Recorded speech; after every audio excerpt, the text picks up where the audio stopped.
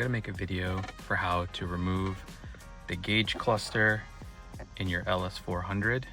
I'm in a 1995 LS400 right now. What I've done is I've lowered the steering wheel to the lowest position possible, and I've extended the wheel to the furthest I can to give me enough room to be able to take the gauge cluster out without hitting the steering wheel. Now to do this, I'm going to use two things. I'm going to use some blue painter's tape or masking tape, and then I'm also going to use this plastic pry tool. This is the kind of pry tool that you use to for your dash and for other interior parts. It's made of plastic. And for the blue painter's tape, what I'm going to do is so that I don't scratch this surface as I remove the gauge cluster, there'll be lots of clips and it's going to be a pretty tight fit. So what I don't want to do is scratch any of this area. So I'm going to put one, maybe even two layers of tape just to protect it. And so that when I'm pulling it out, I don't end up scratching the surface. So the first thing I'm going to do is I'm going to remove this piece. This is held on by a couple of clips. Mine are already broken, so it's easy to pull out. And then there are going to be two wire connectors behind it that you're going to remove, and then this whole thing will come out. All right, so I want to show you two things because, as you know, these cars are very old.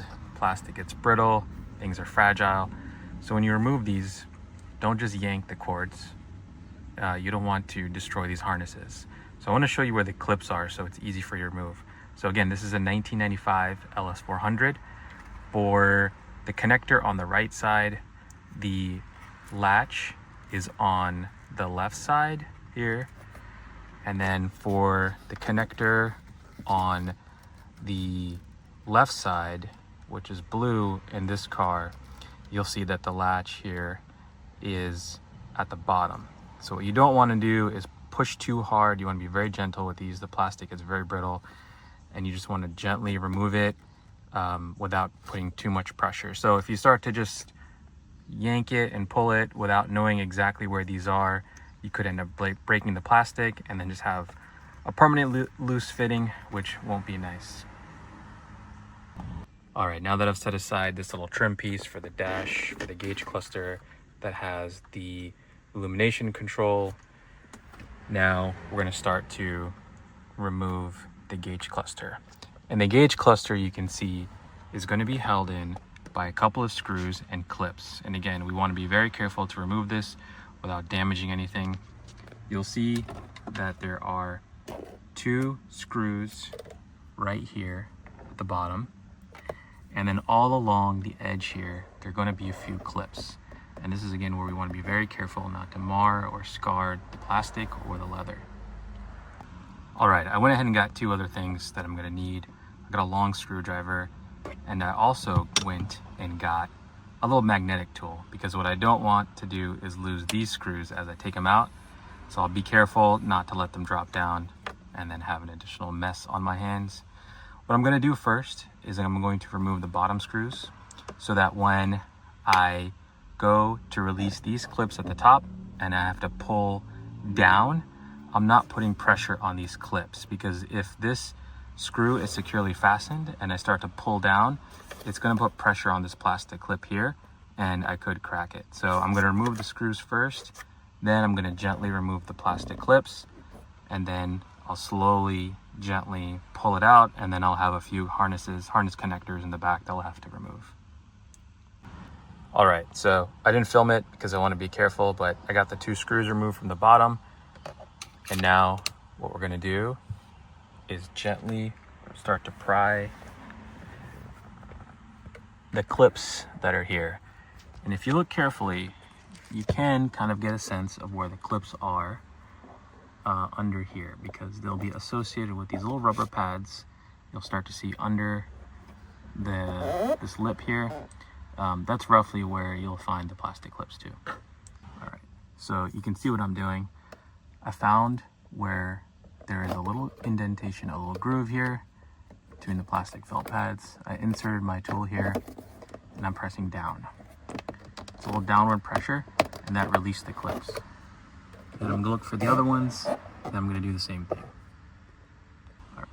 All right, so I've been working with two hands, so I don't want to destroy anything, so I didn't film that part. But I found the other groove here, inserted my pry tool, and then pulled down. And now I got it to release the clips. There were 2 clips in this model, in this version. And now I'm ready to slowly and carefully pull this out. And for this part, I'm gonna use both hands. I'm gonna put the camera down. But this is when it's gonna be a little bit tricky, and I wanna make sure that I don't destroy any clips or any plastic on the gauge cluster, and also not destroy anything else on my dash. All right, what I wanna show you all now is what it's looking like as I'm pulling it out. Again, I'm using 2 hands, so not filming the entire process, but this is about as far as it will come out easily. And this is why we extended the steering wheel as far back toward the driver as possible and down as far as possible to give us just as much room as possible to work with. What I'm gonna do is start to continue to wiggle this out very carefully, and then I will be able to get to the 2 connectors. There might be, depending on which model year you have, there might be a few connectors, and we'll see exactly how many are in this car. All right, so we've got the gauge cluster out. You can see there are some clips that we're gonna remove here. Be very careful as you're removing this. I had to kind of go in a forward, downward motion to kind of pull it out straight out. You'll see that this lip here is where things tend to get a little stuck as you're pulling this out. This last little bit wants to get caught up here. So just forward, downward motion, slowly. Again, that's why you tape this up, because all of the little clips and hard plastic down here can mar the leather on the steering column, so we just want to be careful about that. And now all we got to do is remove the clips and pull this out, and then we can fix our gauge cluster.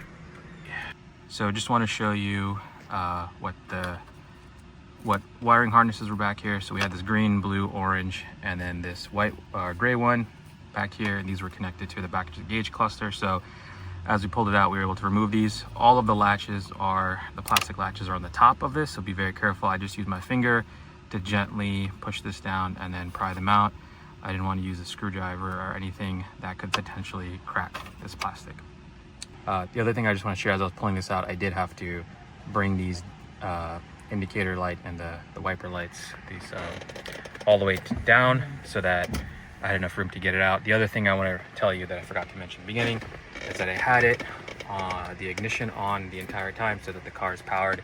And with this car, the steering wheel rack will reset and go back when you turn the car off. So I needed it to stay in the downward position as long as possible as I pull this out. So that is what I had to do to keep this ignition on the entire time. All right, so now that we got the dashboard out, we can send this out to get it fixed, and then we'll make a reinstall video.